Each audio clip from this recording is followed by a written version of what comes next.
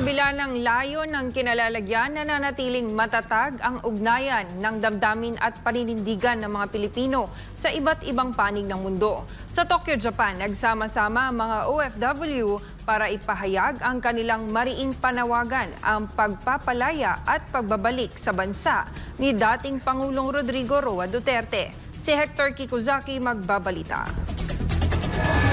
2 buwan ang nakalipas matapos ang iligal na pag-aresto kay dating Pangulong Rodrigo Roa Duterte, patuloy naman ang pagpapakita ng suporta ng mga nagmamahal sa dating Pangulo.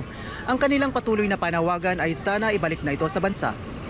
Pinangunahan ng Sunrise Care Volunteers International Japan at ibang mga grupo na ang ginawang pag-aresto kay dating Pangulong Duterte ay iligal at di makatarungan.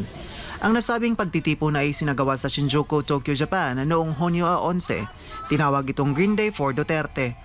Layunin po ng Sunrise Care Volunteers International para po magkaisa lahat ng mga Pilipino all over the world.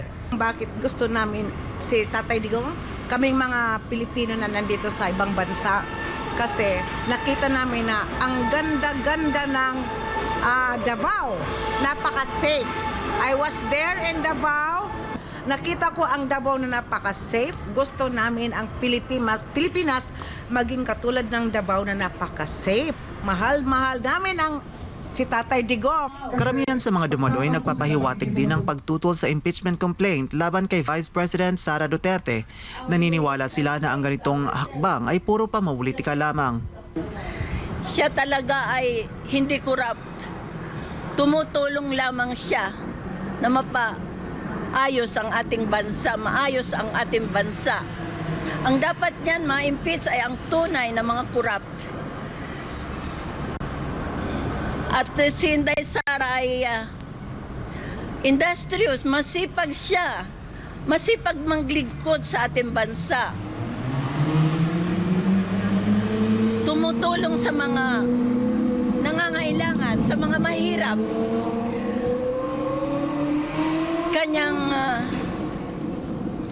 tinutulungan ng mga estudyante para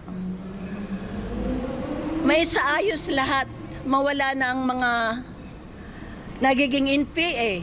The conflict between the Duterte and the Marcos administration is that it does not bring change to our country. Talagang kahit ordinaryong OFW saan man sa mundo ay apektado dahil sa mga ganitong pangyayari, na sana ang dapat tutukan ng gobyerno natin ay ang kapakanan ng bawat Pilipino, na maiangat ang buhay ng bawat mamamayang Pilipino. Dumalo rin sa pagtitipon ng ilang Hapon na nagbigay ng kanilang simpatya at pagkabahala sa kalagayan at mga nangyayari ngayon sa Pilipinas. 今、日本人の中でも、フィリピンの政治情勢を知っている人は中にはいると思います。で、今フィリピンっていうのは、政治的コントロールを受けている状態です。 Nagbigay pugay din ang ating mga kababayan sa mga ilaw ng tahanan sa mga inang patuloy na nakikipaglaban para sa pamilya at sa bayan bilang pagdiriwang ng Mother's Day. Mula rito sa Shinjuku, Tokyo, Japan, ako si Hector Kikuzaki, ang inyong Global Citizen Correspondent. Para sa Diyos at sa Pilipinas kong mahal,